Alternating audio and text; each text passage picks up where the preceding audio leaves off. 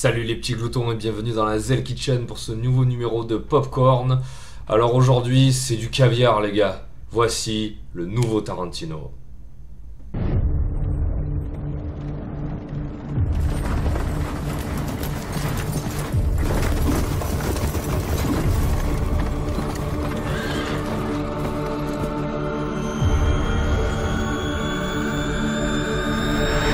Est-ce qu'il vous reste une petite place?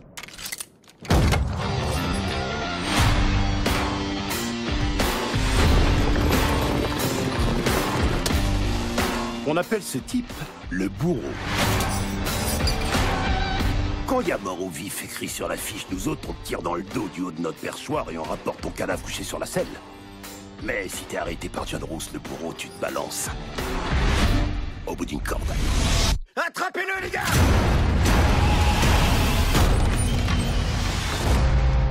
Elle, c'est Daisy Domergue. Elle est recherchée morte ou vive pour meurtre. Quand le soleil aura décidé de se lever, j'emmène cette femme se faire pendre. Y aurait-il quelqu'un ici qui se serait juré de m'empêcher de faire ça? Ma foi, on dirait que la mercerie de Mini va être fort conviviale ces prochains jours. C'est ce que je me dis aussi.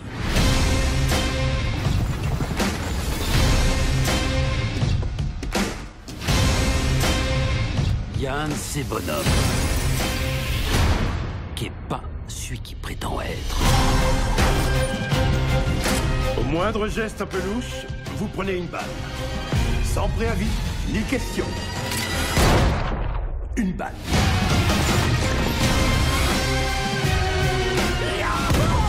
J'aime mieux ça, ouais.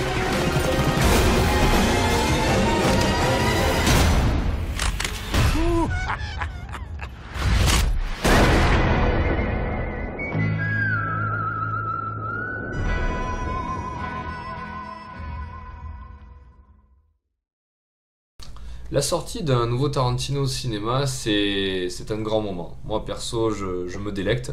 Contrairement à ce que je dis d'habitude, moi perso, au prix où coûtent les places de cinéma actuellement, je cherche à aller voir une véritable expérience de cinéma, c'est-à-dire un beau film super bien réalisé, que vraiment l'écran géant, l'ambiance de la salle avec le son et tout apporte une vraie valeur ajoutée. Sinon, tu le prends en Blu-ray, t'attends juste 3-4 mois de plus. Mais il y a des films qui valent le coup d'aller au cinéma. Je veux dire, Interstellar, Gravity, pour moi, c'est des films qui sont moins bons en salon qu'au cinéma. Donc le prix de la place est justifié. C'est pas le cas des Tarantino, mais c'est tellement bon au niveau des dialogues, c'est tellement bon au niveau de la tension, avec les scènes vachement longues, portées par un jeu d'acteurs extraordinaire, que pour moi ça justifie un déplacement au cinéma. Il y en a un par an de Tarantino. Donc minimum, je sais que je vais aller au cinéma une fois dans l'année pour aller voir ses films. Je suis absolument fan. Pour moi, c'est quelqu'un qui sait super bien écrire. Et même si chaque fois ses films, c'est pas une post-prod de ouf, il y a tout qui est basé sur... il y a tout, presque tout, qui est basé sur les jeux d'acteurs splendides. Alors il a souvent ses acteurs, d'ailleurs ça me fait un petit peu penser au projet dans le FA, quand vous avez un réalisateur qui utilise toujours sa propre équipe.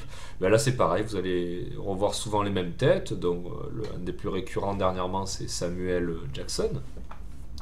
Et vous allez les voir évoluer ensemble. Il aime bien réutiliser des acteurs sur des anciennes pointures sur le retour. Je me rappelle dans Django Unchained, il avait ramené Don Johnson, s'il vous plaît. Don Johnson, un flic à Miami, quoi. Il lui avait donné un petit rôle. Et là, par exemple, j'ai vu là dans la bande-annonce, il y a Kurt Russell. Donc Kurt Russell, c'est pas le plus grand acteur de sa génération, mais il a quand même fait des films sympas, pas mal de séries B. Et là, justement, lui donner sa chance aux côtés de grands acteurs, c'est peut-être marque de respect pour une personne qui peut-être a un potentiel qui n'était pas exploité avant. Enfin, vous pardonnerez, les films d'action, c'est rarement le meilleur endroit pour un bon acteur de s'exprimer. Donc maintenant, nous allons étudier ensemble un petit peu cette bande-annonce. Allez, c'est parti.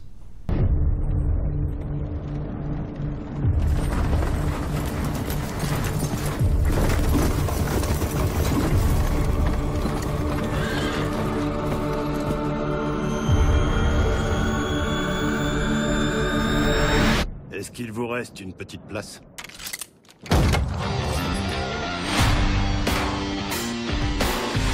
Alors on commence avec une intro qui elle-même déjà est assez sympa.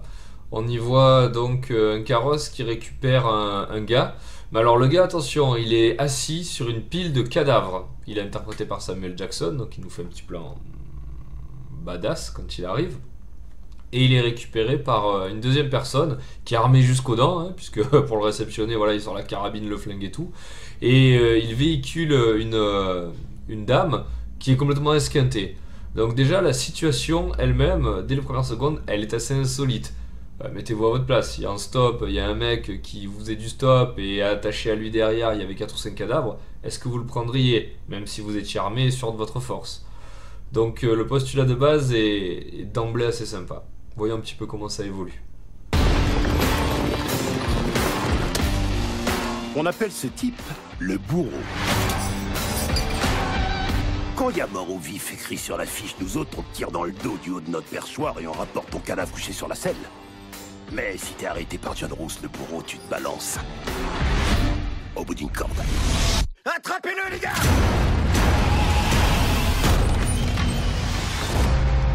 Elle, c'était Zidomerg. Elle est recherchée morte ou vive pour meurtre. Quand le soleil aura décidé de se lever, j'emmène cette femme se faire pendre. Y aurait-il quelqu'un ici qui se serait juré de m'empêcher de faire ça? Ma foi, on dirait que la mercerie de Mini va être fort conviviale ces prochains jours. C'est ce que je me dis aussi. Alors comment évolue la situation? Eh bien c'est simple, donc vous avez donc le personnage de Kurt Russell avec la grosse moustache qui amène donc la jeune fille, la moitié esquintée sur la figure, se faire pendre. Donc la façon de procéder du mec, c'est il vous arrête et il vous amène lui-même vous faire pendre. Chacun sa façon de faire, hein, moi je critique pas. Et donc apparemment ils sont surpris par une tempête et donc se retrouvent reclus pour passer la nuit dans une auberge. Mais dans cette auberge, donc il y a d'autres personnes et apparemment ça n'a pas l'air de tourner très rond pour tout le monde. Voilà. Donc en gros on se tourne vers un espèce de huis clos. Je vous dis, je prends des pincettes hein, parce que je pense pas que l'action va se passer tout le film dans une auberge en huis clos. Mais là, en gros, c'est confiné dans un petit espace. Nous avons une addition de gros tempéraments et surtout des tueurs, des mecs qui tuent de sang-froid. Forcément, la situation va être explosive.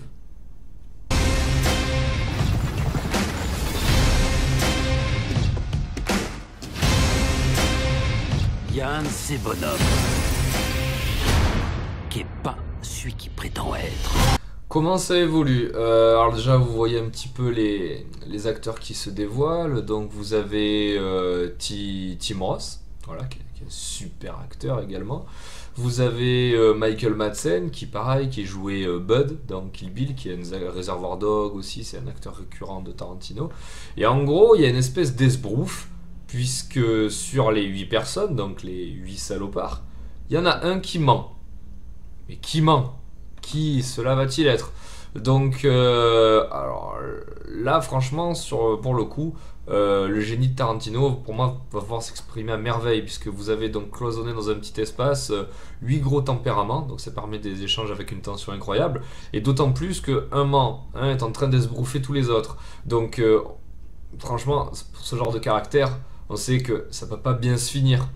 Déjà voilà, je pense que c'est des gens qui aiment pas se faire rouler, qui aiment pas se faire duper. Donc une fois que la personne sera identifiée, on est bien d'accord que ça va mal se passer pour elle. Franchement, au niveau du pitch et de l'ambiance, moi, pour l'instant, c'est vraiment un gros pouce vert. Même si là, contrairement à une bande-annonce comme Batman contre Superman, on vous dévoile rien, hein. Je veux dire, c'est très suggéré. Et d'ailleurs, moi, pour le propos du film, je me suis référé à un synopsis parce que c'est pas clairement établi ce qui se passe. Ça nous perd un petit peu. Comme si Tarantino semblait nous dire venez voir le film pour ce que je vous donne d'habitude, c'est-à-dire des scènes un petit peu savoureuses avec des dialogues super bien écrits. Le propos devient très secondaire. Enfin, moi, c'est le message que je reçois en tant que spectateur passif. Au moindre geste un peu louche, vous prenez une balle. Sans préavis, ni question. Une balle.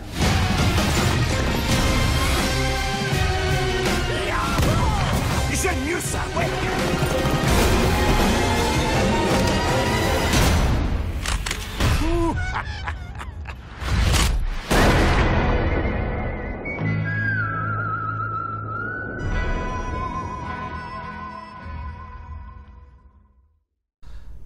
écoutez, là je rebondis sur ce que je venais de vous dire avant. Honnêtement, c'est très compliqué de comprendre ce qui se passe.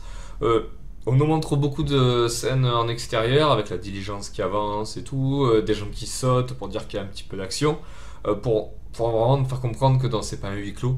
Ouais, ça passera pas tout dans cette auberge, même si je pense que dans cette auberge, on va y passer une grosse partie de notre temps.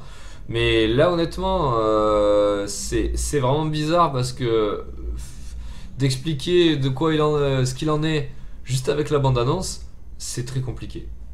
Là, bon, moi, ça enlèvera pas le fait que j'irai voir le film, il n'y a aucun problème. Pour moi, le casting est là, le talent est là. En plus, je veux dire, quand il a fait un western là, avec Django, ça s'est vraiment bien passé. Donc je me dis qu'il se foirera pas là. Qui sait, mais ça m'étonnerait. Donc, en tout cas, il a réussi à me donner envie et à la fois piquer ma curiosité. Et là, il y a vraiment un génie pour pas dévoiler ce qui va se passer dans le film. Vraiment à méditer et à réutiliser pour beaucoup. Donc voilà, j'attends avec beaucoup d'impatience, comme tous les Tarantino, et je pense que ça peut être une très bonne expérience. En tout cas, il nous fait du Tarantino, le mec il triche pas quoi, très clairement. Voilà, bah écoutez, j'espère que ça vous a donné envie aussi, j'espère que ça vous a plu, et moi je vous donne rendez-vous pour une prochaine vidéo sur la Zell Kitchen. Allez, bisous, ciao ciao.